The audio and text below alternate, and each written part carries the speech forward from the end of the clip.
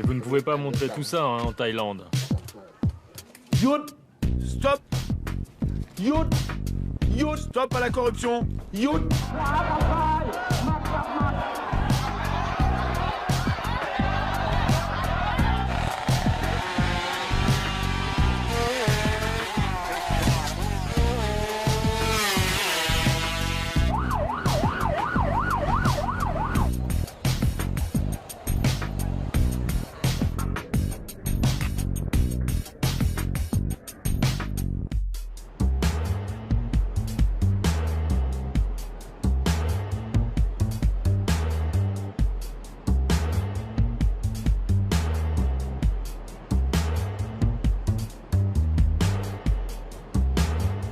Bangkok, cité des anges ou ville de tous les dangers.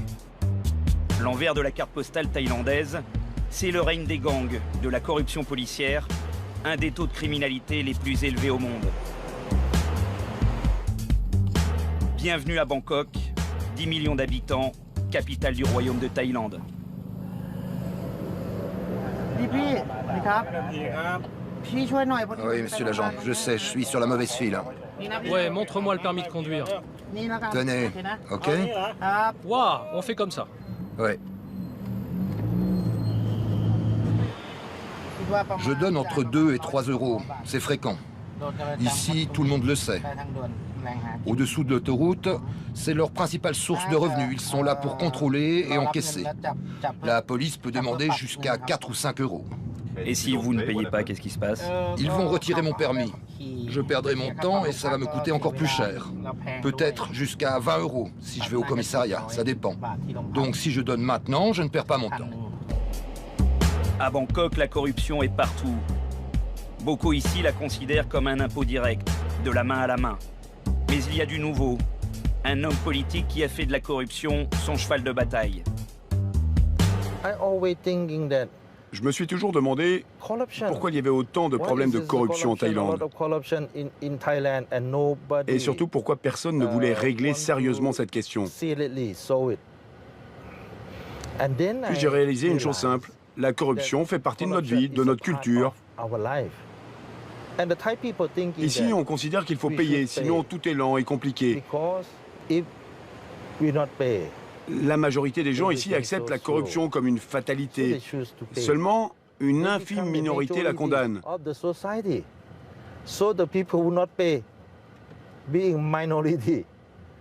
C'est comme ça que Bangkok est devenue la cité du crime. Le gouvernement a un budget qui est entièrement bouffé par la corruption et ainsi il n'y a plus d'argent pour s'acquitter des salaires ou augmenter les policiers par exemple. C'est la raison de tous nos vices et nos problèmes. On en revient toujours à la corruption. S'il y avait plus d'argent, il y aurait plus de moyens. Chouvit est député. Et comme tous les mercredis, c'est le jour où il va faire parler de lui au Parlement. Prenez ce badge. D'ici peu de temps, le slogan sera célèbre. Stop corruption. Chouvit est un outsider à la fois populaire et craint. Tout le monde sait ici qu'il n'a peur de rien. Il n'hésite pas à parler ouvertement. Pourquoi, d'après vous, y a-t-il des problèmes de développement dans notre pays? Pourquoi voyez-vous des routes laissées en chantier?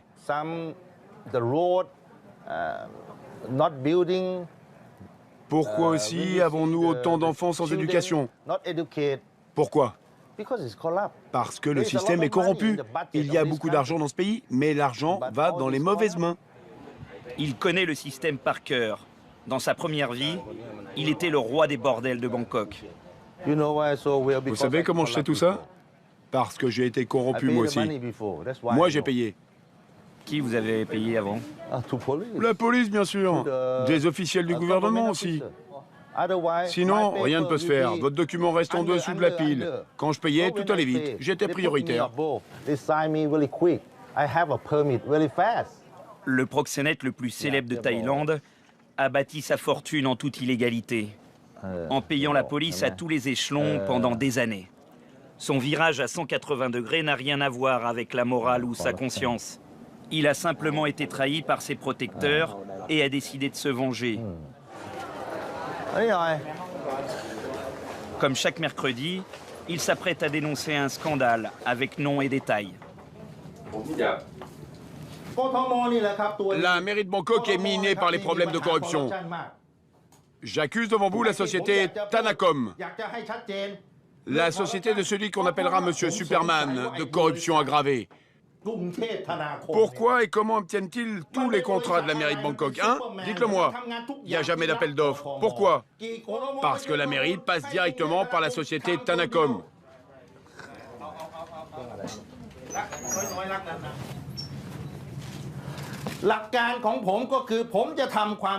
Alors vous, la presse, vous fermez les yeux, vous vous taisez. Mais je veux que vous sachiez que moi, je continuerai à combattre cette maladie de la corruption. Je vais y laisser ma fortune. Je m'en fous. J'aime cette guerre. Voilà 100 000 badges. Portez-les. Prenez. Allez, prenez. Stop. Stop. Stop à la corruption. Prenez mes badges. Prenez mes badges. Je veux que les Thaïlandais soient informés de ce qui se passe dans leur dos.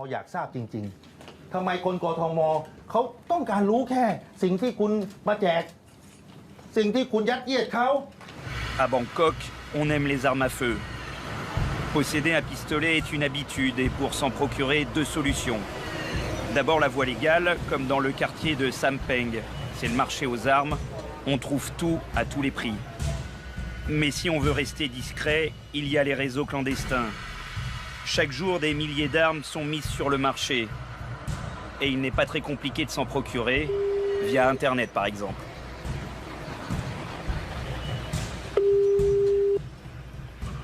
Allô? Bonjour, je suis bien en ligne avec Kampu. Bonjour. Je vous appelle à propos de l'annonce pour le 9 mm. Vous voulez l'acheter? C'est pour une utilisation personnelle? Ça serait pour mon père. Pour l'instant, il ne me reste qu'un seul modèle, CZ75, taille 9 mm. Ok. En parfait état, fourni avec sa boîte, 2 chargeurs, 2 crosses, une en bois, une en caoutchouc. Le fond rose, CZ75 compact, ça coûte combien? 1 500 €, mais il est comme neuf. Il est en très bon état. C'est un pistolet de la police. C'est une arme de la police? Et on n'aura pas de soucis? Pas de souci. Quand je fais la livraison, le policier vient avec moi. Mais comment ça se fait que vous puissiez vendre le pistolet de la police? C'est comme ça dans le milieu. C'est normal que cela soit les policiers qui vendent les armes. Il y en a plein. Ne vous inquiétez pas, c'est tout à fait normal. Retour au Parlement avec Chuvit. Il va présider une commission d'enquête visant des policiers impliqués dans une affaire de meurtre. Bonjour, nous vous avons apporté un cadeau. Vous venez d'où?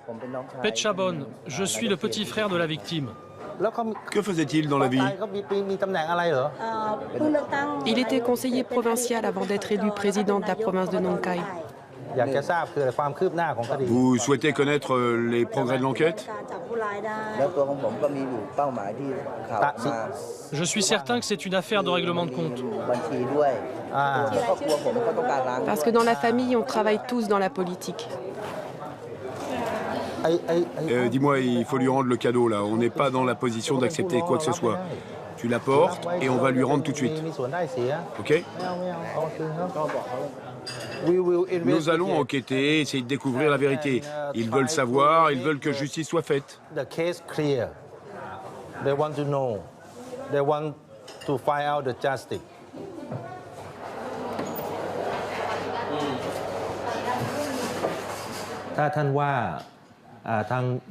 Donc, vous nous dites que le tireur est un policier. Pouvez-vous nous donner un tout petit peu plus de détails? Le conflit entre la police et ma famille existe depuis toujours.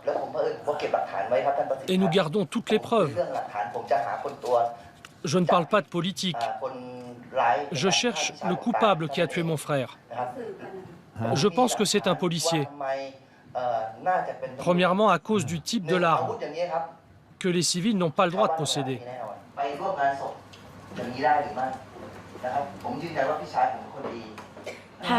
Ils nous ont menacés. Si jamais on venait déposer plainte, ils nous ont dit qu'ils allaient tous nous tuer, oui, toute la famille. Nous vivons dans la peur. Connaissez-vous les noms des policiers que vous accusez? J'ai les cassettes, j'ai tout enregistré. Je comprends que vous ne vouliez pas montrer vos preuves aujourd'hui, mais vous pouvez me les envoyer à moi. Et mon équipe va étudier soigneusement votre dossier et vous tiendra au courant du résultat.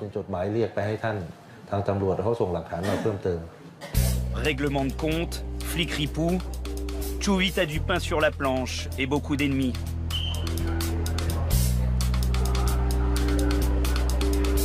Mais il peut aussi compter sur 2 bons amis pour le défendre.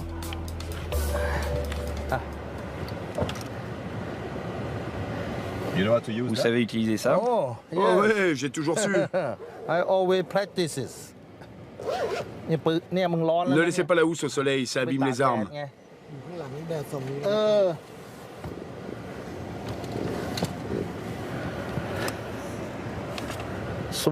Voici le petit. Et là, son grand frère. Les armes, il les a pour se défendre. Mais de l'autre côté de la ville, on s'en sert pour attaquer. Nous rencontrons Nae, un ancien membre du gang Oros, le plus célèbre de la capitale. Mais vous ne pouvez pas montrer tout ça en Thaïlande. On va m'arrêter sinon. Vous l'avez utilisé? Oui, c'est un cadeau. On me l'a offert.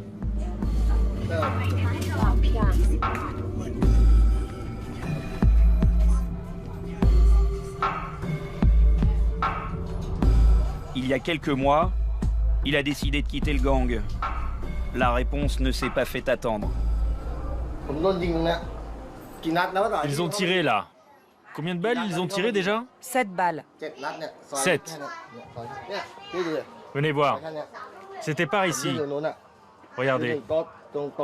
J'étais là où il y a les gens et j'avais que ça comme espace.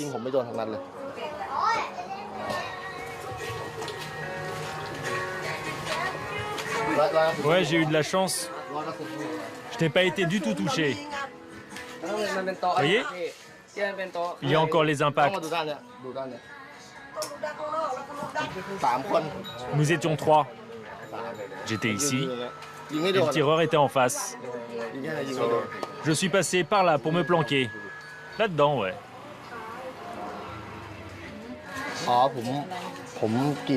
Ça? Oui, ce sont des petites coupures. Une bagarre avec ma copine.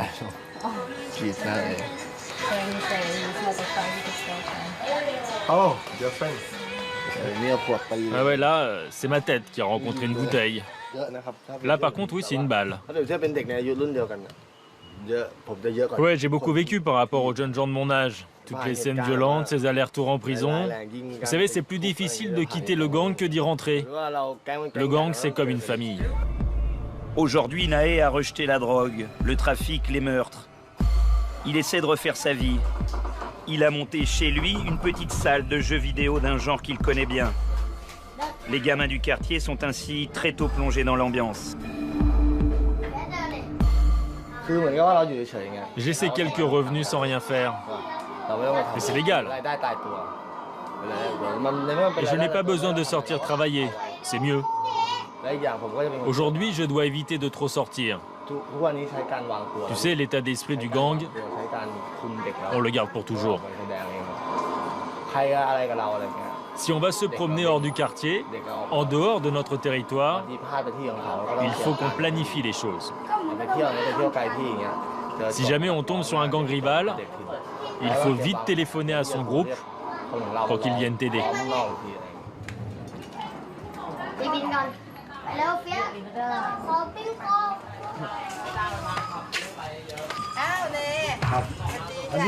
Bonjour, je vais recevoir l'ordination le 17, le mois prochain, à la pagode Dao. Et la cérémonie des cheveux, ce sera quand? Le 16. C'est quel jour le 17? C'est un dimanche, le 16 est un samedi. Très bien, félicitations. C'est ici que Nae deviendra moine. En attendant, il revient sur sa vie d'avant, avec un peu de nostalgie. Il y a quelque chose que vous regrettez dans votre vie? Beaucoup. Énormément même. Vous savez, mes anciens camarades d'école sont aujourd'hui prof ou soldat, alors que j'étais meilleur qu'eux à l'école. Mais c'est moi qui ai choisi ce chemin. Quelle est la pire des choses que vous ayez faites? Vendre de la drogue. Quitter mon école pour plonger entièrement dans ce milieu. Au début, je le faisais à temps partiel. Mais très vite, j'ai plongé pour devenir un pro. J'ai tout rejeté, tout risqué. J'ai foutu en l'air toute ma vie. Première des choses dans le gang, on vend de la cam. Même si tu ne veux pas, il faut le faire. Et tu gagnes ton argent comme ça. Ensuite, le plus dur a été de tuer quelqu'un que je connaissais bien. Mais c'était un ordre du gang. Hey, tu vas où? Je vais au boulot. Moi, je me fais moine le 17. Ouais, je vais me faire raser la tête.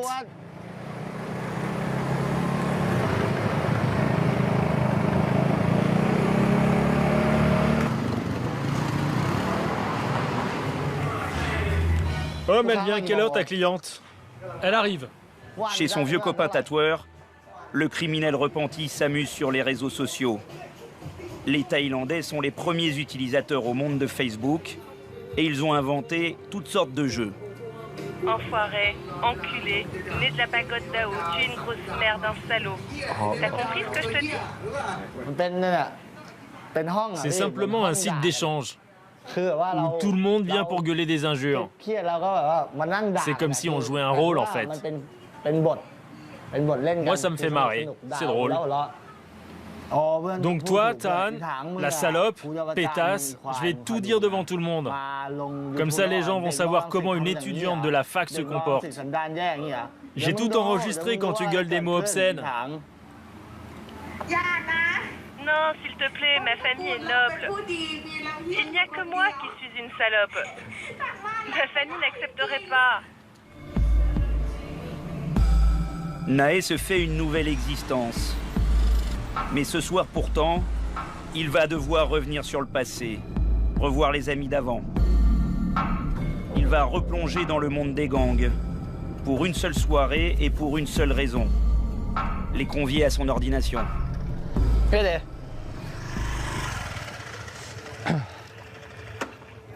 T'as été libéré d'où? De Korat? Mon frère a été transféré de Klong Pai dans le nord-est. Il y a des types poignardés tous les jours à Klong Pai. Le rendez-vous est pris sur le parking d'une boîte de nuit. La plupart de ceux qui arrivent sont recherchés par la police. Vous venez aussi à ma cérémonie? J'ai écrasé un flic, j'ai trop la trouille. Ma copine s'est fait arrêter. On va me buter. J'ai trop la trouille.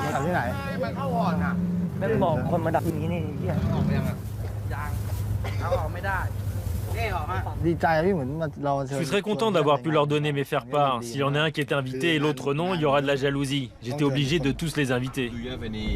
Vous êtes triste de les avoir quittés? Non, non, pas de regret.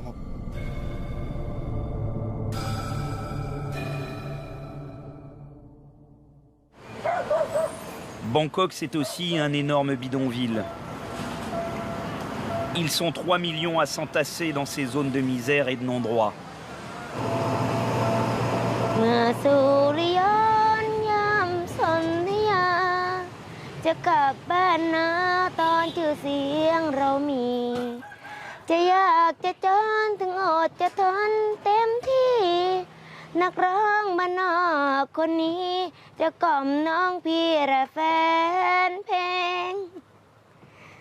Le chemin a déjà été long pour Ning. Enfant des bidonvilles, elle a été violée par son beau-père qui lui a transmis le sida.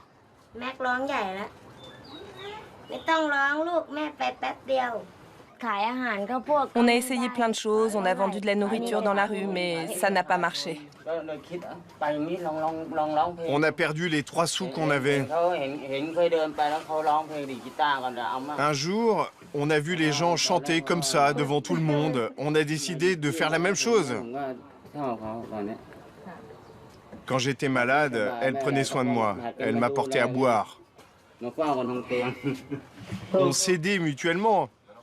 C'est comme ça qu'on est tombés amoureux. Ning est devenu la voix de Klong Toy, le plus grand bidonville de Bangkok.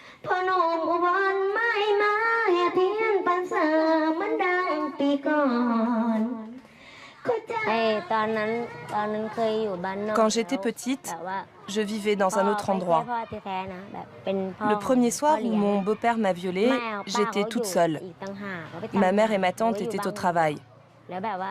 J'ai tout dit ensuite à ma grand-mère et elle m'a dit d'aller voir la police, mais je n'ai pas osé.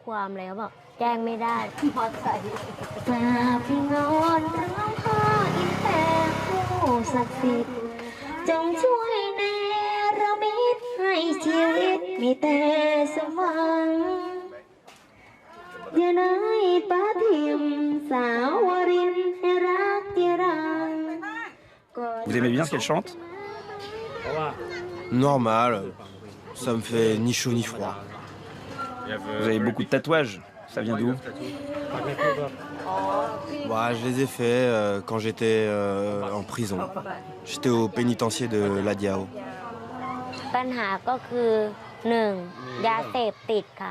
Le problème numéro 1 à Klong Toei, c'est la drogue.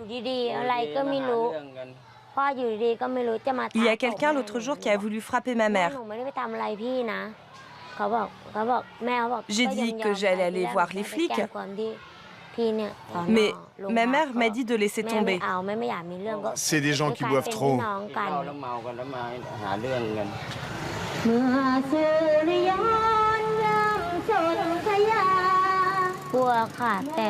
Oui, j'ai peur, mais je dois résister. On ne sait pas où aller.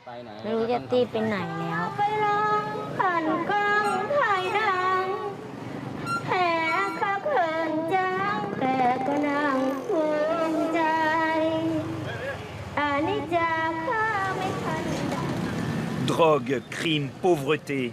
Le cocktail des bas-fonds de la capitale est un poison violent.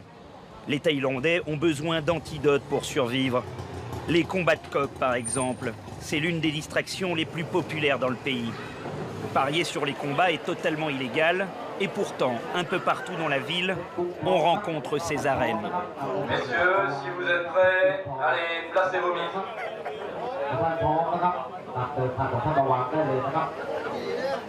Celui-ci est plus court, plus petit.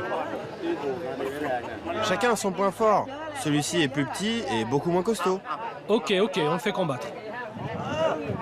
Les coqs sont de véritables bêtes de concours, sélectionnés, formés, affûtés. On vient de toute la Thaïlande pour mettre son poulain sur ce ring de Bangkok. C'est le début d'une longue journée, une cinquantaine de combats, des sommes énormes qui vont se perdre et se gagner. Pissette est un bookmaker, un professionnel des paris qui aujourd'hui va en profiter. 2000, est-ce que vous êtes prêts? Ici, c'est comme un stade de boxe. Les gens ne parlent pas forcément. Sur fond de paris clandestins, le premier combat va commencer. Il se fait en 12 reprises comme à la boxe. Les combats de coqs existent depuis des générations, donc on continue. On en voit tous les jours des combats. On adore ça, parier, car c'est facile. Est-ce que c'est légal? Disons que les flics ferment les yeux et tout le monde est content.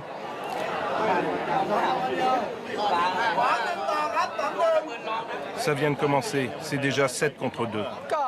C'est parce que le bleu n'a aucune énergie. Il est peut-être malade. 4 rounds pour 1. 2000. 2000. Tu m'as dit 1000 tout à l'heure, menteur.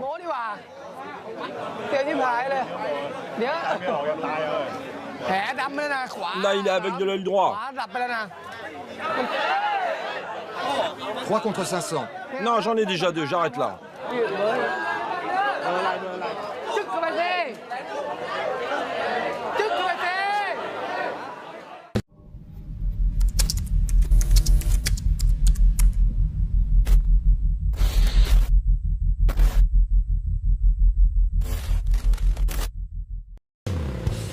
Bangkok est saturé de véhicules.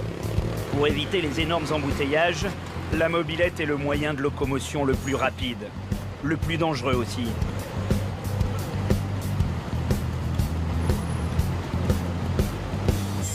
Mais sur l'asphalte de la capitale thaïlandaise, des pilotes d'un autre genre sont nés, on les appelle les racers. Je suis en train de modifier la longueur du changement de vitesse. La partie arrière a été raccourcie. Avant la modification, elle montait à 160 km/h. Et nous, on la booste pour qu'elle monte à 230 et même 250.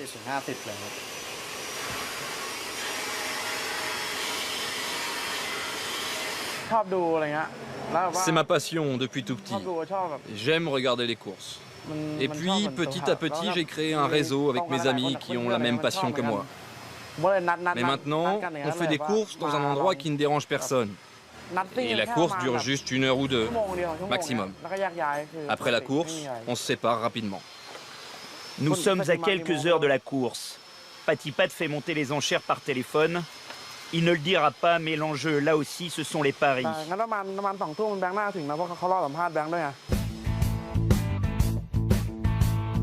Comme chaque nuit, des jeunes racers vont risquer leur vie. Lui là, c'est notre racer, notre pilote. Maintenant tout est calme, attendez voir tout à l'heure. Tout est prêt. La nuit est bien avancée, le bolide est chargé à l'arrière d'un pick-up. Patipat est le seul pour l'instant à connaître le lieu de la course. Je me fais pas de soucis, on n'a rien à craindre. Si la police veut vérifier le certificat du véhicule, on l'a. Il veut juste savoir si c'est une moto volée ou pas. Il faut être discret sur le lieu et l'heure de la course. Voici le lieu de rendez-vous, le boulevard périphérique à l'est de la ville. Il n'y a pas d'embouteillage à cette heure, mais des dizaines de camions lancés à pleine vitesse. Le terrain de prédilection des racers. On gagne du prestige pour notre écurie. Et puis c'est aussi pour se marrer.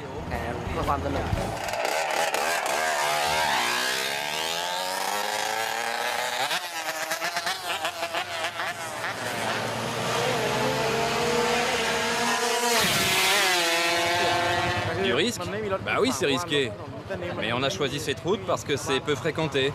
Et il est très tard. Je pense qu'il y a très peu de possibilités d'avoir un accident, seulement 1%.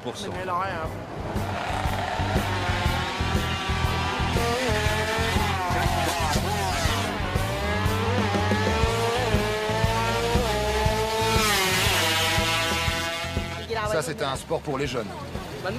Il n'y a pas de vrai terrain pour nous. Il y en a, mais... Et en plus, c'est payant et il y a trop de règles sur les pistes officielles. Et on peut pas pousser les motos autant qu'on veut.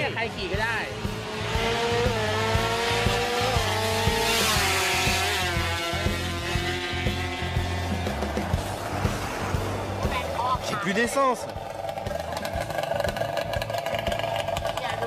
250, putain, ça a failli m'arracher la tête. J'aurais dû prendre plus large, j'ai raté mon coup. En moyenne, un racer se tue chaque semaine.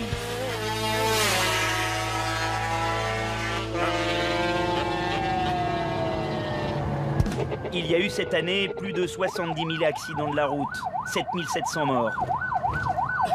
C'est pour cela que Bangkok a ses équipes d'anges gardiens. Ouais, tu leur dis qu'on est sur le coup, on arrive. On les appelle les ramasseurs de cadavres. Les équipes de la fondation Poteng Tung sont souvent les premiers à arriver sur les lieux.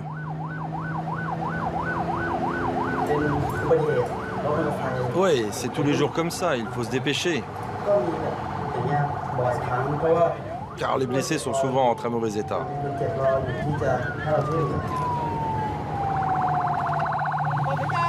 Qu'est-ce qui se passe? C'est un petit accident, c'est rien. Accident de la route, assassinat, suicide, ils sont là pour prendre en charge toutes les morts violentes.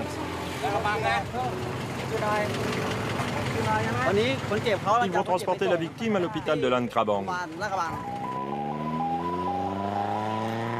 Bangkok ne dispose d'aucun service de pompe funèbre public. Ce sont les fondations religieuses qui se substituent à la municipalité.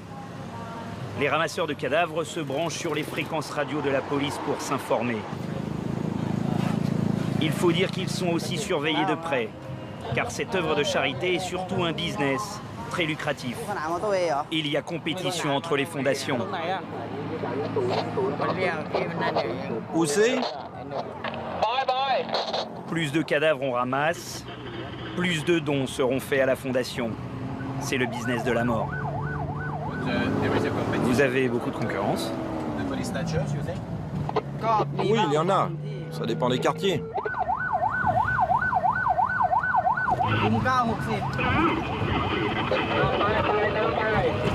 Entendu. La course aux cadavres commence. On se rend sur le lieu de l'accident. Un type qui s'est noyé apparemment. Excusez-moi? Opération réussie, la fondation est la première sur place. Il a conduit cette moto, il est tombé dans le canal. Là-dedans. Les témoins disent que c'était un ivrogne. Il était complètement ivre. Les collègues sont en train de préparer le cadavre pour l'amener à l'hôpital, pour l'autopsie. On ne sait pas encore la cause de l'accident.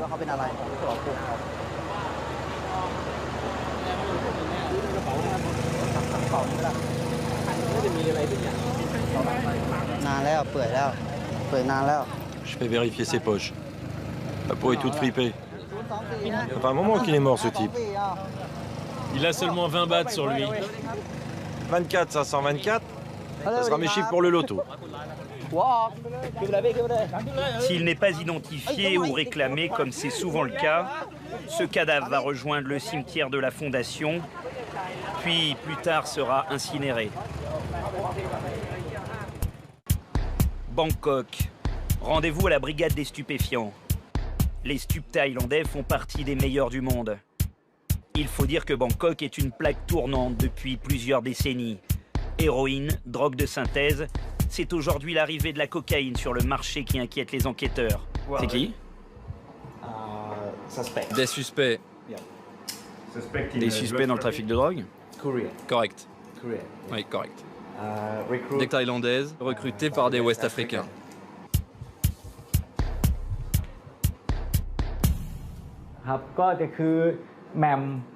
Elles sont 3 femmes dans le premier groupe de suspects. C'est Mam, un recruteur qui a engagé Nang Phai.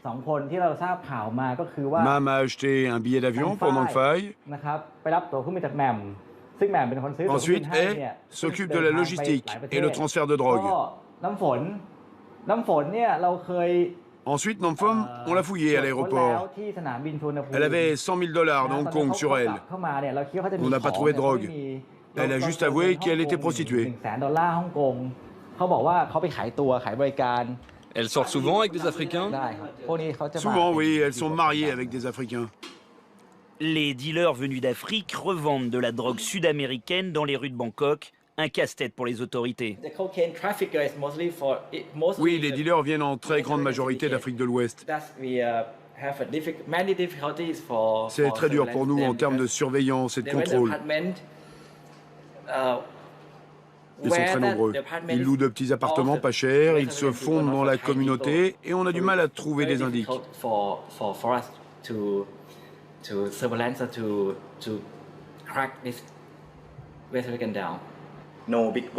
Non, ils n'ont pas de patron, pas de vrai réseau. Leur technique, c'est de recruter des Thaïlandaises par groupe de 2 ou 3 filles pour leur servir de mule et en même temps de couverture.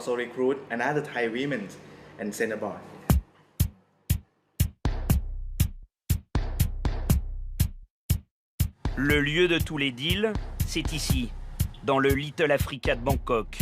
2 ou 3 rues où se concentre tout le trafic. Vous voyez, comme je vous ai dit tout à l'heure, ici il y a très peu de Thaïlandais. Ces rues sont aux mains des Noirs et des Arabes.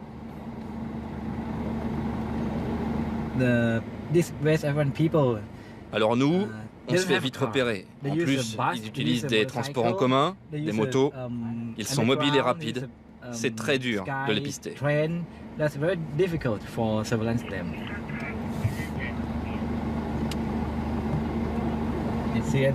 Regardez, vous voyez là?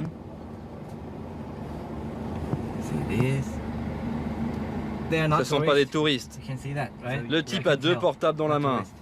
Je peux vous le dire, il n'est pas là pour visiter les temples.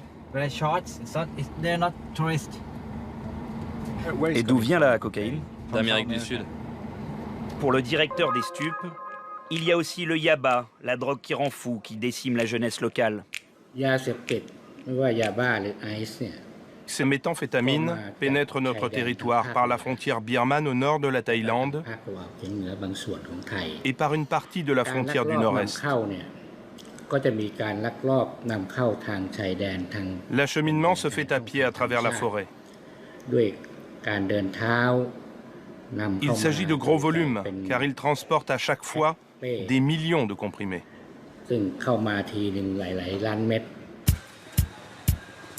Direction Runana, en plein Little Africa. Ici, les stupes de Bangkok reconnaissent ne pas pouvoir y aller. Nous allons recueillir le témoignage d'un dealer africain résident du quartier. Ouais. Nous filmerons en caméra cachée. T'es en haut là? Ok, j'arrive.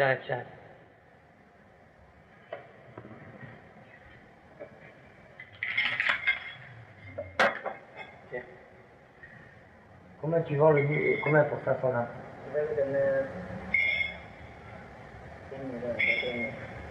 Combien? 1 million de bahts. Ça fait 2000 bahts le gramme. Mais si jamais si tu trouves 500 grammes, t'es sûr qu'elle vient de Colombie et du Pérou?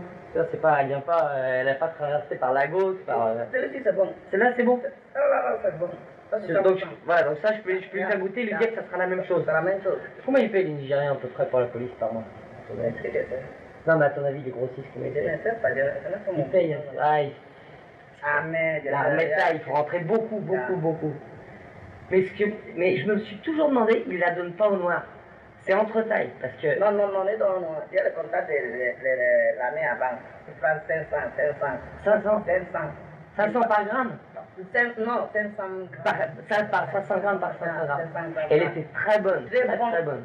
En grosse quantité, c'est l'armée. Mais maintenant, donne-moi des mois. Ouais. J'ai fait le contact du Colombien, les pilotes, ils vont m'amener quelque chose ici. Bon, de toute façon, je te tiens au courant, je lui fais goûter, je te tiens au courant. Hein? C'est mieux comme ça. Non, comme ça.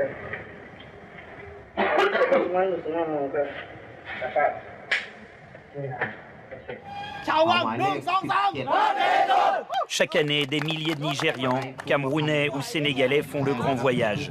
La tête pleine de rêves de l'Eldorado thaïlandais. Refaire sa vie loin de l'Afrique et réussir. Dans le football, par exemple. Landry est agent de joueur. C'est une success story locale. Il essaie de soutenir sa communauté. C'est vrai que c'est pas facile. Il faut toujours prouver, montrer que vous êtes 10 fois plus fort que les Thaïs. Ouais, c'est ça. Bon, ben, c'est mon boulot. Je suis là pour les aider à s'intégrer et aller de l'avant. Mais les stars du foot sont de rares élus. La filière africaine, c'est souvent une aventure qui finit mal. Apparemment, ces derniers temps, il y a pas mal d'Africains qui sont détenus à l'intérieur. Il y a beaucoup de rêves brisés. Ouais. Fortune des Africains qui sont venus tenter leur chance en Asie et qui sont ici. Ouais, tous les jours, et ils en arrivent, et d'autres, c'est carrément la catastrophe. Quand ils tombent sur la maille de la police, bah, ils se font choper, et ça tourne mal pour eux. Ils n'ont pas de sentiments, les Thaïlandais. Même si vous avez fait un enfant et que demain vous chopez avec cet enfant, l'enfant a 2 jours, c'est la cellule avec votre enfant, jusqu'à la déportation. Et il y a du racisme, comment ça se passe? Toujours, ça ne manque pas le racisme. Hein. Ça commence dès l'aéroport. Vous êtes sur un rang, le black il est au 10e rang carrément, on va le pêcher pour l'amener dans une antichambre. Vous voyez, c'est déjà frustrant pour un Africain. Arriver quelque part et tout le monde vous regarde comme si vous sortez d'un autre monde. Le centre de détention des étrangers est un lieu bien connu des ressortissants africains. Presque un passage obligé pour beaucoup d'entre eux. On visite une Camerounaise qui est détenue ici depuis presque 2 semaines maintenant. Je vais un peu essayer de voir ce qu'il en est, quoi. Elle est détenue pourquoi? Probablement une histoire de visa.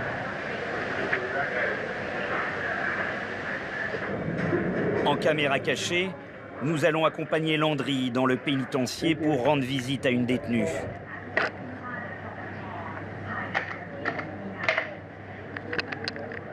Ici, c'est une plongée en enfer. Des cellules bourrées à craquer, des étrangers que personne ne réclame et qui vivent ici depuis plusieurs années. Des Africains détenus sans raison, sans aucun espoir. Après la fouille, nous pénétrons dans une salle bondée. Les visites se font les uns à côté des autres. il est quasiment impossible de s'entendre.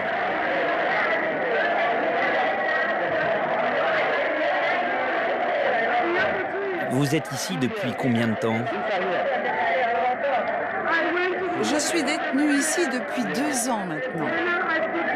J'ai tenté plusieurs fois de leur réclamer des informations sur mon dossier, quelles sont les charges retenues contre moi, mais à chaque fois c'est « no comment ». Et comment ça se passe à l'intérieur au quotidien? C'est très dur. J'ai été frappée plusieurs fois. Et il y a du racisme à l'intérieur? Oui. Le principal problème ici, c'est que je suis noire.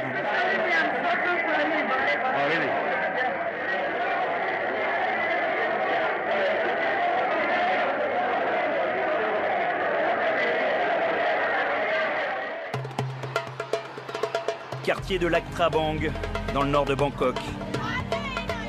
Yasmine est l'avant-dernière d'une famille de 18 enfants. Une famille nombreuse et apparemment épanouie qui cultive une différence, la boxe. Yasmine et ses frères et sœurs sont des boxeurs professionnels, des enfants boxeurs.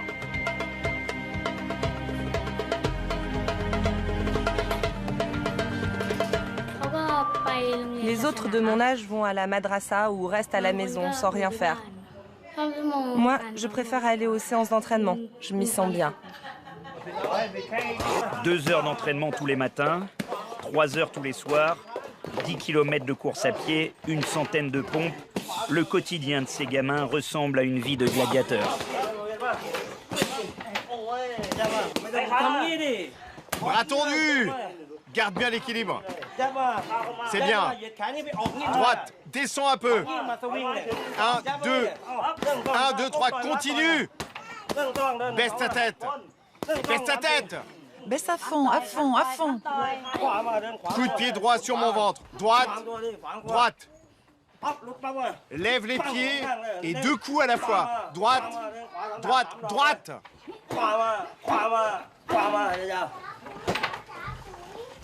C'est exactement la même chose pour les filles ou les garçons. Je leur inculque la boxe de la même manière. Après, ça dépend de chaque enfant. Mais elle veut continuer à boxer. Elle ne progresse pas aussi vite que je le souhaite. Mais au moins, elle continue. Mint, t'as pas besoin de te protéger. Direct, direct. Utilise tes poings. Il faut pas juste donner des coups de pied.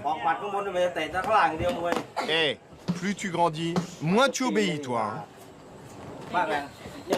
Tu me fais chier. Regarde, elle a pas peur de moi.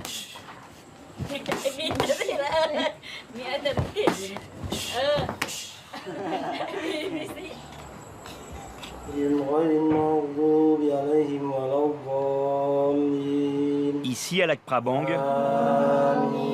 on est musulman comme la majorité des habitants.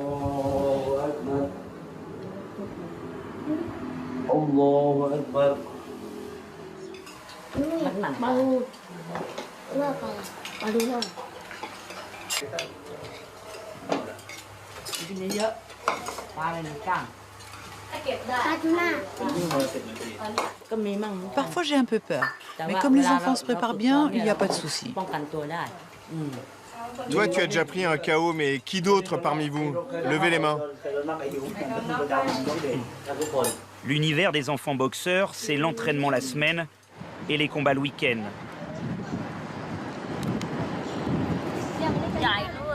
Ça m'a l'air abandonné ici. C'est tellement grand.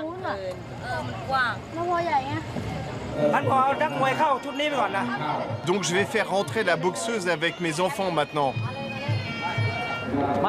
Commence à faire le bandage pour ta petite sœur.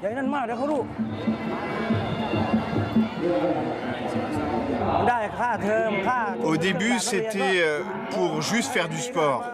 Et puis après, on est passé au combat, à la compétition. L'argent sert pour les frais scolaires, leur uniforme.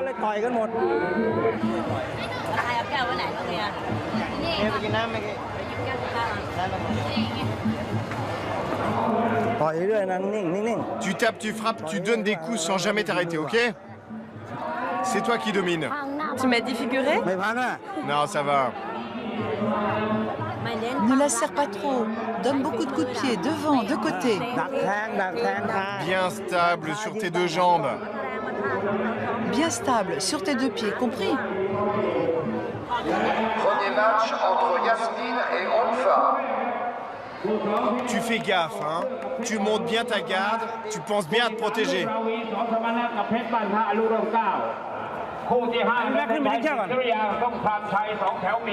Face à face, deux fillettes de 6 ans. Les combats d'enfants sont interdits à Bangkok, mais l'événement ce soir n'a rien de clandestin. L'amour de la boxe, les paris, le spectacle ont raison de la loi et de la protection des mineurs. Ces gamines s'exposent à des dommages corporels et cérébraux qui peuvent être irréversibles.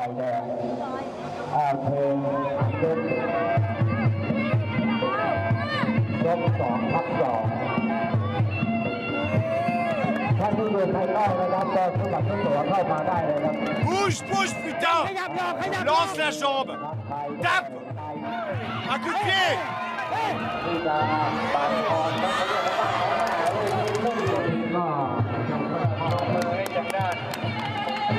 Yasmine a gagné par chaos technique au deuxième round.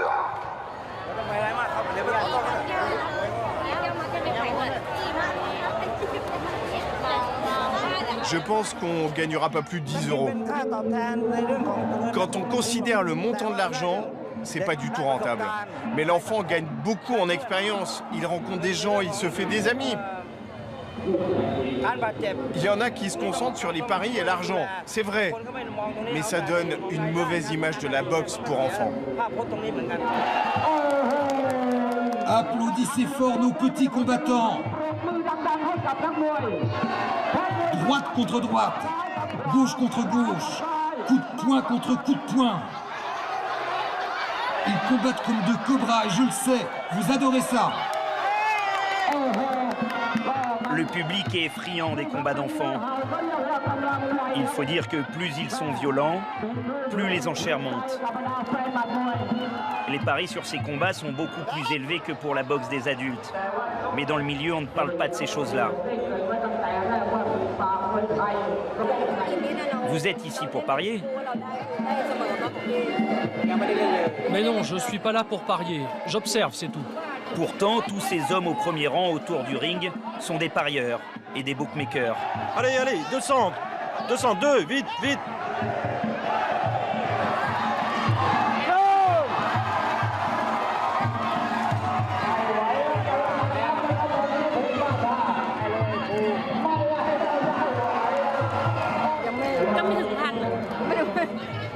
Il était souvent brutalisé par ses camarades. Un jour, mon mari a dit, si on fait tout ça à sa place, notre enfant ne sera jamais un homme. Il faut qu'il sache se défendre. Et c'est comme ça que mon garçon a commencé le Muay Thai. Mais franchement, j'ai peur des blessures.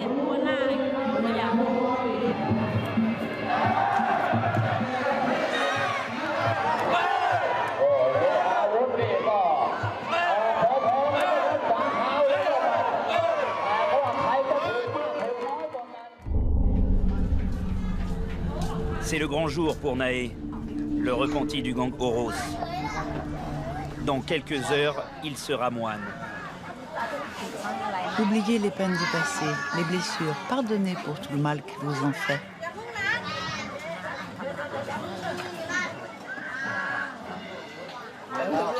Grand-père, Nae vient te demander pardon. Avec son grand frère, ils vont être ordonnés moines aujourd'hui. Ce n'est pas la peine de te lever, ne bouge pas.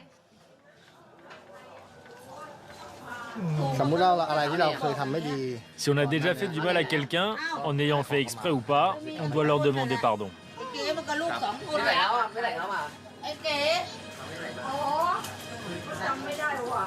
Parmi les invités, ses anciens compagnons de gang.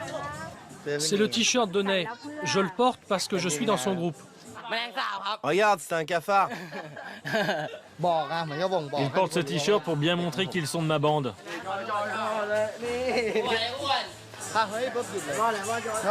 Il suffit que je les appelle et ils débarquent tous. Ils sont prêts à tout pour moi.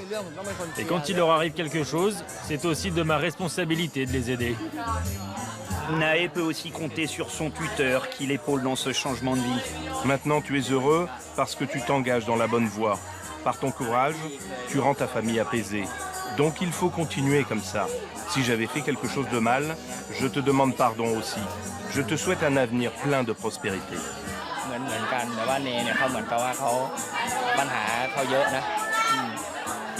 Né a un passé très lourd. Il m'a demandé comment il pouvait s'en sortir avec son corps couvert de tatouages.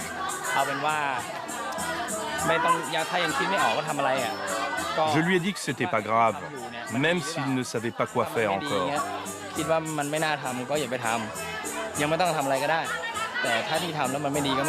L'important dans un premier temps, c'était d'arrêter le gang. C'est ce qu'il a fait.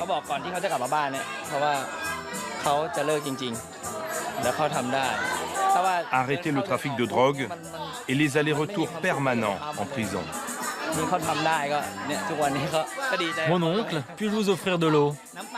Oui, merci, Né. Malgré les airs de kermesse, c'est une cérémonie religieuse qui commence.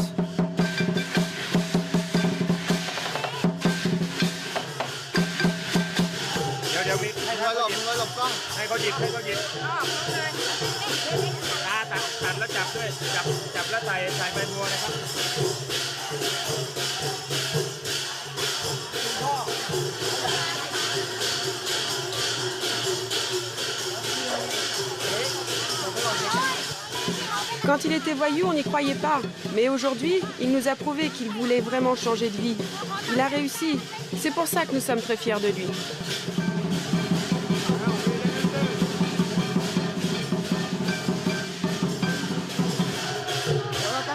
Respecte strictement les préceptes et personne ne peut plus t'atteindre. Si les filles t'appellent, tu ne leur réponds plus.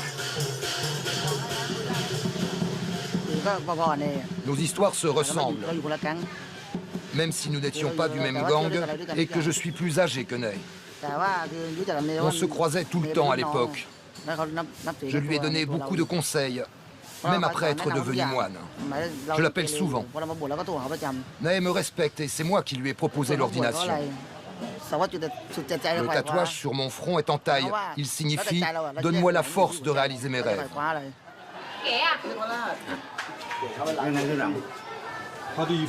Et comment vous vous sentez?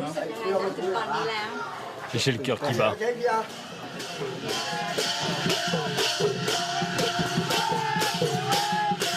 Nae a revêtu sa robe de moine. Même si les anciens membres de son gang sont là, aujourd'hui, une nouvelle vie commence pour lui. Les prières l'apaiseront peut-être. Au son de la musique rock, Bangkok, ville de tous les contraires, de tous les excès, va s'endormir. Dans ce paradis touristique, plusieurs mondes doivent coexister pour le meilleur et pour le pire.